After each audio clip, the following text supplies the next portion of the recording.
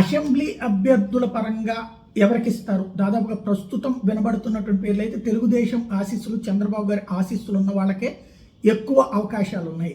అందులో ఆదినారాయణ రెడ్డి కావచ్చు, తర్వాత విష్ణుకుమార్ రాజు కావచ్చు, అట్లాగే కామినేని శ్రీనివాస్ కావచ్చు, ఇట్లాంటి పేర్లే ప్రధానంగా వినబడుతున్నాయి. అట్లాగే కాశీ విశ్వనాథరాజు, కాశీ అనే విశ్వం అని చెప్పి కాకినాడ ఆయన పేరు కూడా వినబడుతుంది, ఎంపీ కానీ ఎమ్మెల్యే అని చెప్పేసి. అట్లాగే ఇటు ఆర్ఎస్ఎస్ భావజాలం ఉన్నటువంటి వాళ్ళు విష్ణువర్ధన్ రెడ్డి పేరు వినబడుతుంది. సోమవీర్రాజుని ఎంపీకి చేపిస్తారా, ఎమ్మెల్యే చేస్తారా అన్నటువంటిది తేలాల్సి ఉంది. ఓవరాల్గా అత్యధికులైతే మాత్రం బాబు గారి ఆశీస్సులు ఉన్నటువంటి వాళ్ళకే అవకాశం కనబడుతుంది.